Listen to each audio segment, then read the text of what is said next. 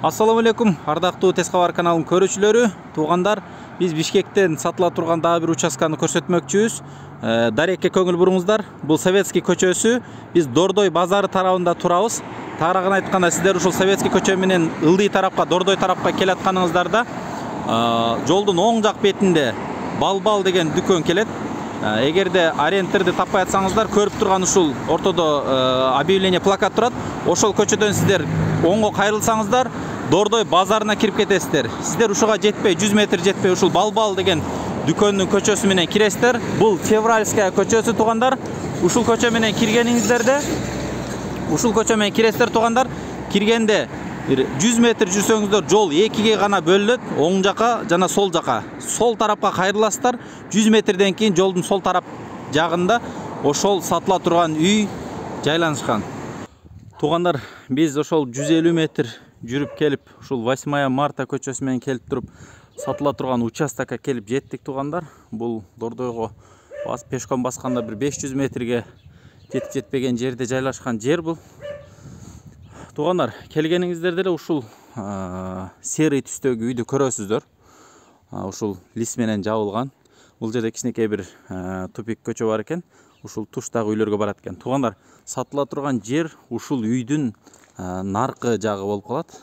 Батыш жагы сатууга коюлуптур. Жана видеодо айтып түшүндүрүп бергендей, туугандар, бул жердеги эже ошол жерди аргасынан сатып атам дейт. Себеби мына сыртынан бир көрсөтүп коеюн. Бул жерде өзүнүн атайын дарбазасы бар экен, лис менен тосуп туруп, коргон полный тосулган, арт жагы болгон. Ушул кошуна, бул кошунан эшиги. Азыр өзүнүкү ачылбаган себептен бул жак менен кирип атабыз. Бул жерде ушул темир тор менен тосулган экен, туугандар. Азыр жердин аянтын айтам.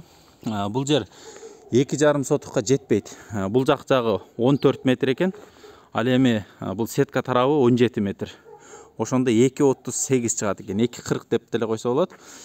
Бул жерде мына туштагы турган курулуш, туугандар, бул бир комнат үй экен. Бул жагында шөтчөк түшкөн, светтер уланган. Жандагысы бул баня экен.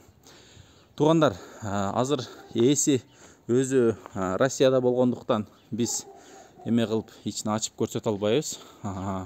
Болгону бул банясы ачык экен. Ошону бир сырттан эле бир чагылдырып коелу. Бул жерде баня, бул жерде топкасы. Ал эми бул жакта эми бул ремонт керек экен, сөзсүз түрдө. Сыртынан жыгач менен, бул жерлерди жыгач менен обшивка кылып коюш керек экен. Бул жерде мына кийим илген жерлер. Туугандар, ошол аябай акча керек болуп атат дейт. 2,5 сотукка жетпеген жер. Ошол аргасыздан сатып атабыз, өзүбүз жашайбыз деп алган жер эле дейт. Үйдүн артында дараткана, бул жерде бир навес, отун кана кылса болот экен. Ал эми үйдүн арт жагында бул жерде бир дагы бир кичинекей навес, кладовка сыяктуу, же болбосо ушу керексиз буюмдарды кое турган бир жай экен бул жер дагы. Туугандар, ошол эми өтө чоң участок болбосо дагы, бирок курулуш кылсаңыздар болот. Азыр мен сиздерге көрсөтүп берейин. Мына бул жер азыр чамадамна дарбаза, бул жагы бир 4 метр болсо, ушул жерге чейин бир канча метр десем бир 7 метр чыгат да. Эми ушул жерге чейин машина кое турган кылсаңыздар, ал эми бул жагына бир зыңкыйта чоң күн тарапты каратып чоң үй салса деле болот экен. Эми негизи, туугандар, Бишкектин ичинен жер чыгышы кыйын, чыкса деле кымбат чыгат, бирок ушул жерди көрүңүздөр. Дордойдо иштеген байкелер, эжелер, эгерде мүмкүнчүлүгүңүздөр болсо, ушул жерди алуу менен сиздер бирөөнүн муктажчылыгына жардам бересиздер. Себеби бирөө ооруп атат экен. Ошон үчүн ушул жерди сатууга коюптур, туугандар. Отдельный дарбаза. Документтери боюнча ээси менен биз байланыштык. Ээсинин айтуусу боюнча документтери баары так дейт. Ушул жерден ушул жерге чейинки кызыл китеби жана үй салганга бүт эме кылганга болот дейт. Негизи шаардын ичинде экзотик жерлерге деле үй салышып жүргөндөрүн көрүп калабыз, бирок бул жерге деле үй салып жакшы бир курулуштар кылсаңыздар болот экен. Мына туугандар, көрүп алыңыздар. Жартылай бир аз стяжка болгон экен. Бул жерге ошол мурда машина кирип турган окшойт. Бул жер мурда эмне болгон экен билбейбиз, бирок ошол шифрлер жатат. Астыны тешиктери жок экен, болгон эле ушул баягы ылайды эме кылган үчүн чыдап коюптур. Туугандар, коргон үй салганга болот негизи.